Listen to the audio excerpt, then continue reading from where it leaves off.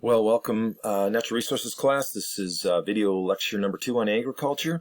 And I want you to notice on Moodle there is a required reading. It's 2 views on H in agriculture. And these are 2 short readings, one from an environmental studies sciences textbook here at Bethel, the first one by Miller, and the second one is by a Fellman out of Illinois.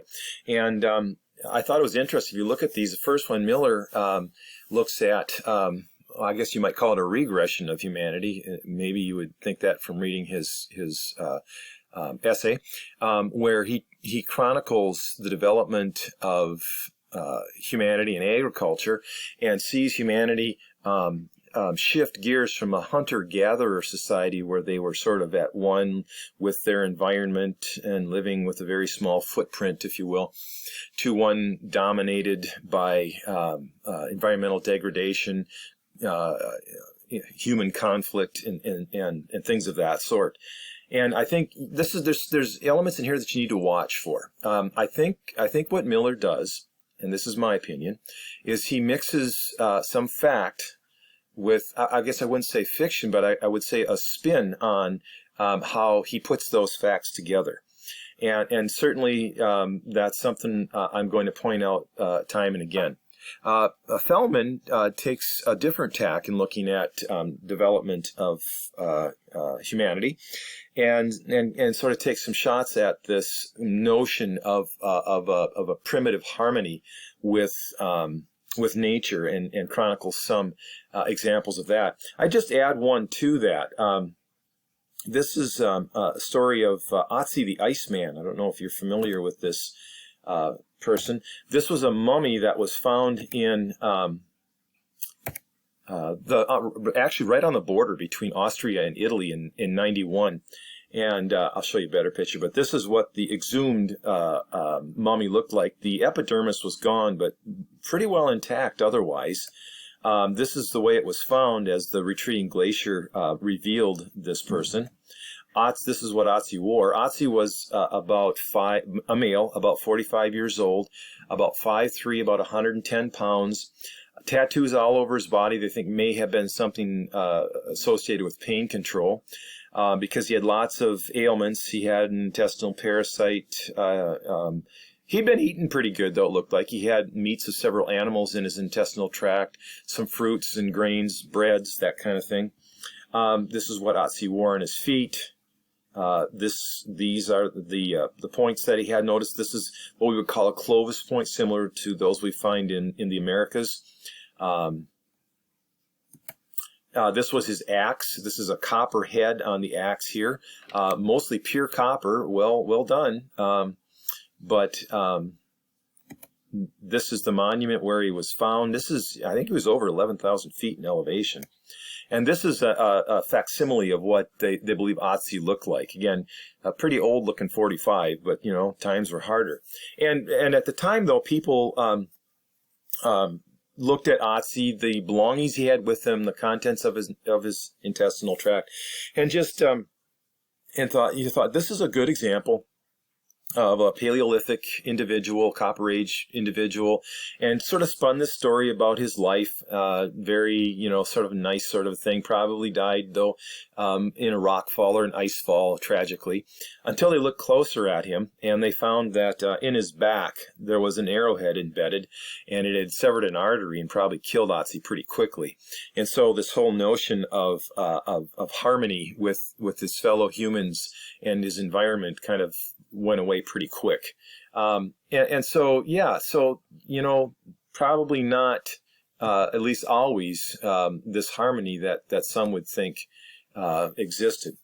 Okay, so look at that article, and you can comment on that on forum if you'd like. Secondly, I got a card here that was an RSVP request for a performance at Bethel, and on the title it says, "What do farmers do in the winter?" And then the first line reads, "Cold, dark, dormant, restless, unproductive." And I thought, boy, I know some farmers, and sure, they're not growing crops in the winter, but they're sure doing lots of other things: maintenance, marketing their grains, shipping their grains. If they've got animals, they don't take any time off. And I thought this just underscores this out of touchness, if you will, this lack of understanding of what agriculture is today, even at Bethel. And so with that, I wanted to start our second lecture on agriculture, and I titled it "Environmental Impacts" on the bottom of the top of the second page of Ag Notes. When I say environmental impacts, I'm pretty certain almost every time that you're going that will conjure up a negative impression, that an environmental impact is a negative thing, and I want to dispel that, because sometimes it's negative and sometimes it's positive. Always remember that whatever agriculture is today, it is feeding the world in ways that never occurred before, and to degrees that have never occurred before. Certainly there are areas for improvement. Certainly it has to be monitored, evaluated. Certainly bad things have been done in the past. If you remember from forestry, we had the massive forest fires. Well, in agriculture, there have been some similar natural disasters created that I'll chronicle in upcoming lectures. But the point is, like with forest fires, like with forestry, we've learned from those, and we've changed to hopefully see that those don't happen again. Okay, so environmental impacts. Number one, plowing. I've got a picture of a gentleman plowing right here, and it's important to note at this point, the current trend, or it's not even current, it's been in existence for a while, is to move to no-till agriculture. No-till, meaning you don't turn the soil over. You plant seed directly into the stubble, the plant residue left from last year. Now, this is not always possible everywhere, but this is certainly where people are going. It takes a lot of diesel and a lot of horsepower to turn over that soil, like you see in the picture here. And if somebody can go along and maybe just do minimal tillage, if at all, and leave the stubble on the field, maybe that would be better.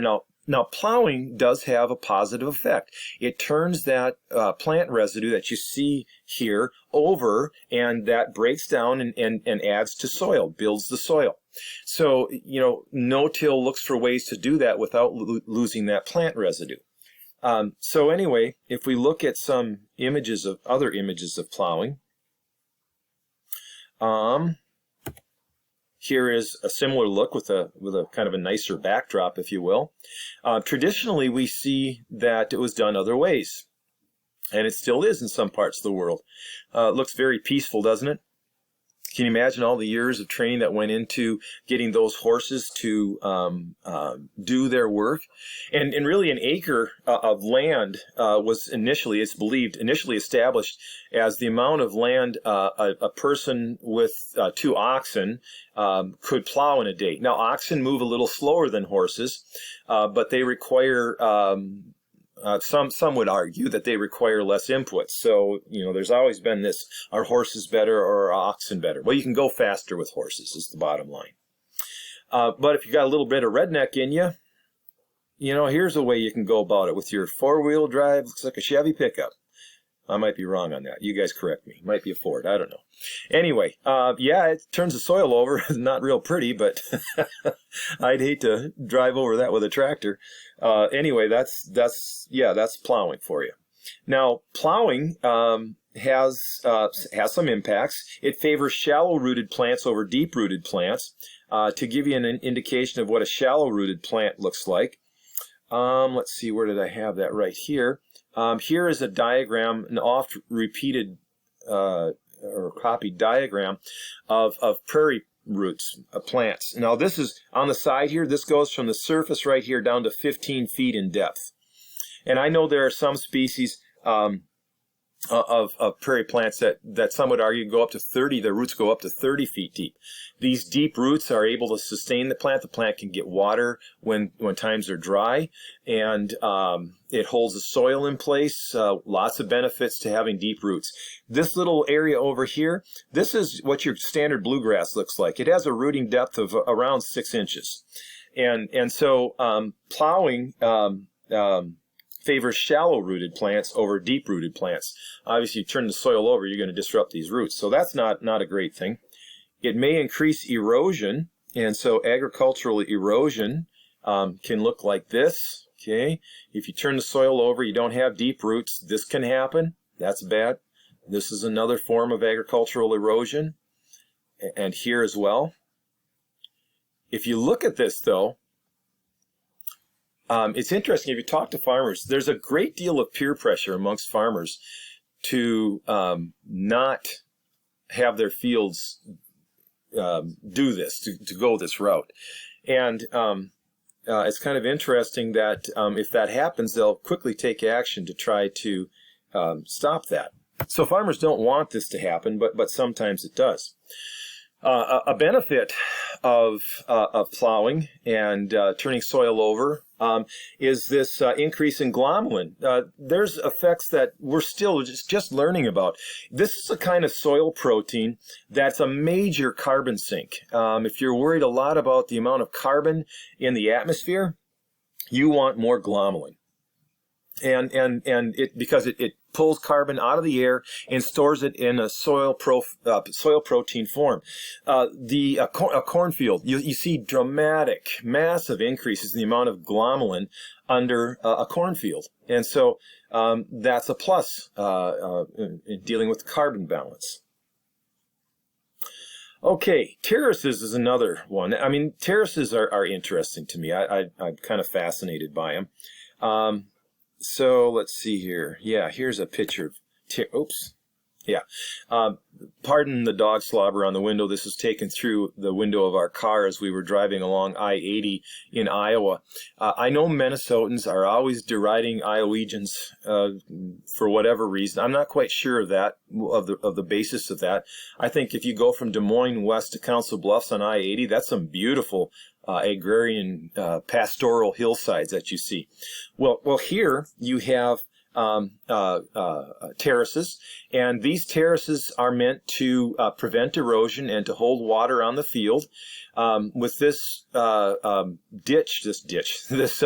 built up here, the idea is that you could walk along the top of this terrace and neither gain nor lose elevation. So that water is going to tend to infiltrate the ground here, or maybe run off the ends in a grass ditch, rather than run straight down the hill over the surface, attain a high rate of speed, and cause a lot of erosion. Faster moving water will move more dirt, more sediment. Another look at terraces from the same area is right here. Again, more dog slobber on the window. Sorry about that. So this is again a terrace. Again, you would not gain or lose elevation if you walked along the edge of that. Another look at some here. Now, don't be fooled by the angles. That's the angle at which the picture was taken. To give you an idea of some other looks at terraces, we got to go around the world. Most of these images are either from South America or China. And here you see whole hillsides terraced, and there are berms built up here. Look at all these little bitty ones here, how much work has gone into that. And the purpose of these is to retain water behind that terrace to cultivate rice. And so if we look here at some others, we can see that water holding capability. I can't imagine if there were a big rainfall and one of these terraces broke at the top and it just kind of washed right down. You know, they'd have to rebuild that whole thing. And these up here, they're not using. Look at here, they got some corn growing in the foreground here. But mostly these are for rice. Here's another look. This is in China. Rice terraces just dominate things. I don't even see a road into this village, so unless there's one right here. But boy, I think of all the work that's gone into that and goes into maintaining it. And here's another look at extensive rice paddies, and just sort of an impressive feat. Yeah, it's a major change in the environment, but it really, I don't know, it has its own look. Just because the environment has changed doesn't mean it's necessarily destroyed. It's definitely changed, but oftentimes we can see how the environment can adapt to these new realities. So that's terraces, and an attempt to diminish erosion and to retain water on a hillside. My father-in-law always has said that in western Kansas they farm water. That's most limiting to plant growth, and you'll hear me say that again. Well, let's talk about irrigation then, since that's kind of the next topic. First, some images. What does it look like? Well, here's a traditional old look at irrigation. This is an early valley center pivot irrigation system. Just to show you this notion of center pivot, let's go to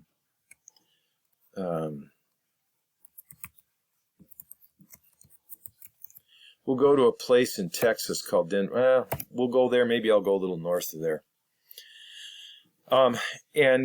Either there's some serious infestation of extraterrestrials. I'm going to back out here. I'm making crop circles, or look at that. Darn aliens. We'll go a little bit north of here because I'm going to come back to there on another occasion. We'll look at a little bit greener area.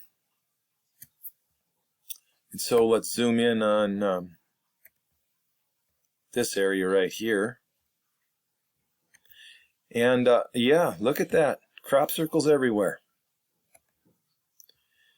Now you see some bigger ones and some smaller ones. I'm going to back out just a little bit. They show up a little bit better this way. These smaller ones turn over a quarter section. If you remember, that's 160 acres. Be a half mile on a side. Okay. They actually don't cover 160 acres. They cover 120 acres because the corners are not irrigated as the pivot turns. Okay. So right here, this is 120 acres. The whole square would be 160 acres. This is a center pivot that's turning over an entire section. This is a mile on a side. So that's an impressive structure. Some of these center pivot irrigations are pulling up to 2,000 gallons per minute out of the ground. And so if you think about that over this whole area, how much water is being pulled out of there. We'll get to the impacts of that in just a second, but I wanted to show you sort of from an aerial photo what a center pivot looks like. Okay, so if we go back to this, here, so by the center pivot, right here is a pivot, and this whole structure will turn around that center pivot. And in this one is probably driven by water pressure. Most of them now are driven by electronics. Usually there's a laser sight that goes down these so that if one wheel gets stuck or stops turning, the whole system would shut down rather than get twisted into a knot by itself. The big problem with this, though, is that water spraying out in an area that's fairly semi-arid means you lose a lot of that groundwater to evaporation before it ever gets to the plants. And so that's an issue however we do this. So if we go down, here's a closer look at some of them. You can see the water, actually maybe the next one's better. The water's just sprayed out in the air and a lot is lost to evaporation. Another form of irrigation is ditch irrigation. And we see a lot of this in California where water is just allowed to run down the ditch. Well, there's a lot of losses to evaporation there as well. So farmers, knowing they were losing water to evaporation, changed things up. This is what some of those center pivots look like now that I was showing you aerial photos of. And the pivot is back here. Okay, and this whole thing is moving around that center pivot over that entire quarter section. But now there are hoses draped down from it and water spraying off the bottoms of those hoses. And so it's drastically diminishing the amount of losses to evaporation because the water is applied directly to the field. More directly. This is a nice little gentle sprinkle. And as the plants grow, I believe this one is wheat stubble that they have planted to feed grain or feed sorghum, which has not come up above the wheat stubble yet. And this is what it looks like in a cornfield. The hoses are so far down in the corn that you can't even see them, and so much less water is lost to evaporation by this system than that traditional system that just sprinkled it out into the air. Nowadays, however, we see other new systems that have taken it a step farther. Okay, this is from 2013, and again, western Kansas. In that year, it was so dry that this field, this is corn, This is a center pivot irrigation. This corn has dried up and died or is dying, even though it's being irrigated by a center pivot irrigation. That's how dry it was in 2013. You see, this is July 17th of that year. That corn should be tall, putting on cobs, but it's stunted and will probably just be chopped for cow feed. In that same year, 1 mile away, this was occurring. Okay, notice the date, 7/17/2013. Oh my word, maybe God made it rain more on that field. Well, no, what's going on here is a different system has been put in place. This is an underground drip, kind of a drip irrigation system. So what's been done is this field is quite level. You can't do it on every field. And they went through the field and trenched it about every 30 inches, and they wove a plastic pipe through the whole field, deep enough that they can still work the field, work crop residue or plant it, whatever they need to do, without damaging the pipe. But they will then pump water through that piping system, and they will plant seed right over the top of it. With precision agriculture, they're able to do that. Plant a seed directly over the top of that pipe. Isn't that incredible that they're able to do that? And then there's a little slit every so often, about every foot in the pipe. And their goal is to plant a seed within an inch of that slit in the pipe. They're able to do that with that huge equipment, to plant that precisely. And I'm going to show you some videos of that in the future, some clips I'm going to have you watch. Okay, so with that whole system, though, you can't just be putting any old water through there. You got to put a fancy filter system through there because you don't want to plug the pipe up. And so the one of the more expensive features of this is the filter. It's like $50,000 just for the filter. But each of those sectors then is controlled. This controls a different piping sector out in the field. But the bottom line is that it's capable of taking a year where this is what occurs under normal irrigation and create that in the same year. And the beauty of it is they're using less water to do that. So agriculture has really improved in that regard too. There are some issues, though, with irrigation, additional issues with irrigation. Of course, there is a whole concern over loss of groundwater. This is a map of major aquifers, areas of rock below the surface that contain water. And this one right here is called the Ogallala Aquifer. And that's the main one that people are interested in, because that's the one that people utilize to grow crops in the Great Plains. If we go back to Google Earth, well, if I go back to that picture just to orient you, okay, here's Texas, Oklahoma, western Kansas, Nebraska. Okay, so if we go back to this picture, I'll zoom out.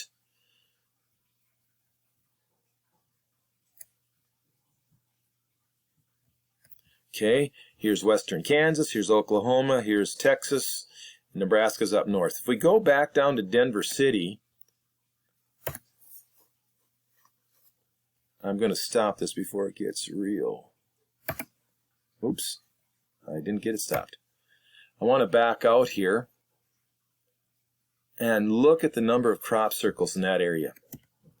Now, the effect on an aquifer can be very bad. So this is the Ogallala, so we're right in this portion.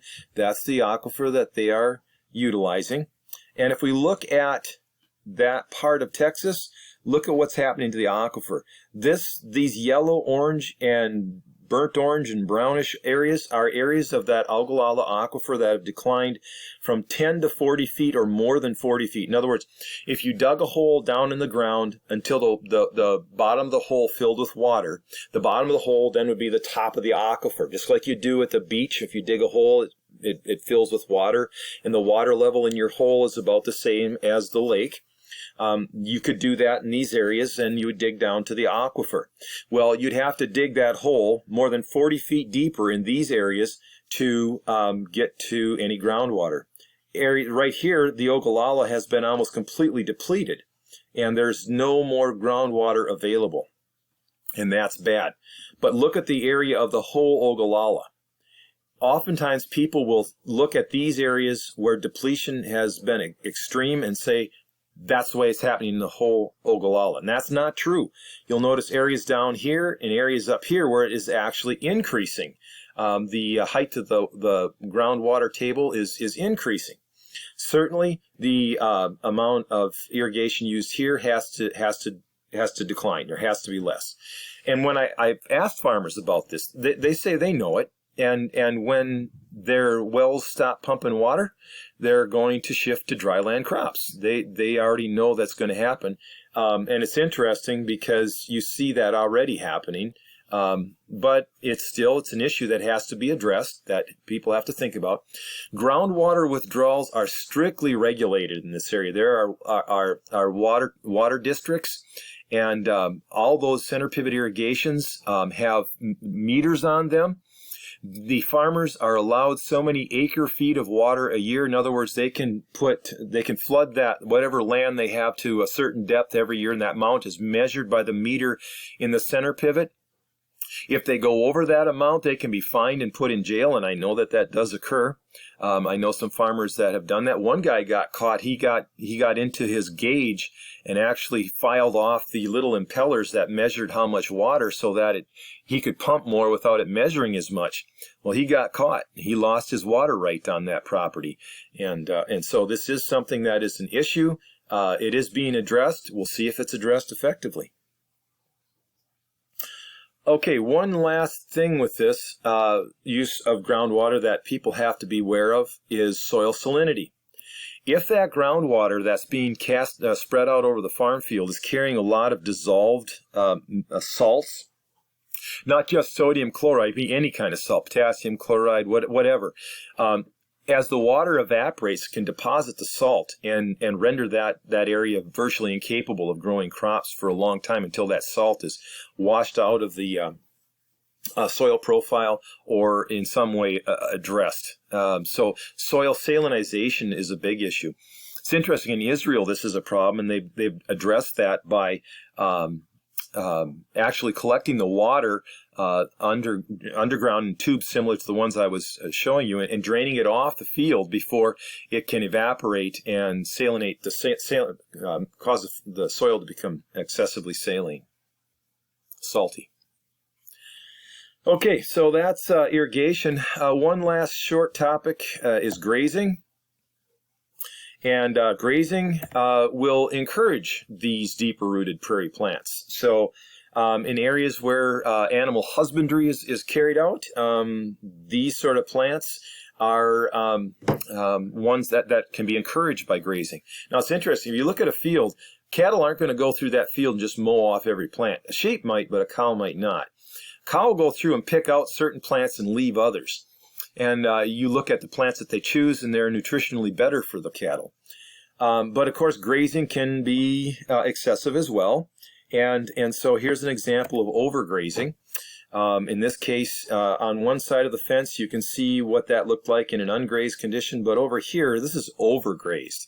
It could be grazed. This could be chewed down some, eaten down some by animals, but not to this extent.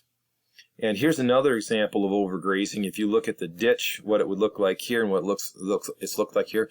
In this case, the landowner actually was booted off that property, in part because of treating the land this way. Now, this land was left fallow for a year in an attempt to let it recover. The problem is when you do overgraze land, desirable plant species aren't always the ones to grow back. You can change the plant mix on a patch of ground, and it can be a long time sometimes before that area recovers fully. So this is a serious matter, but it's taken seriously. It is discouraged. People look down on other farmers.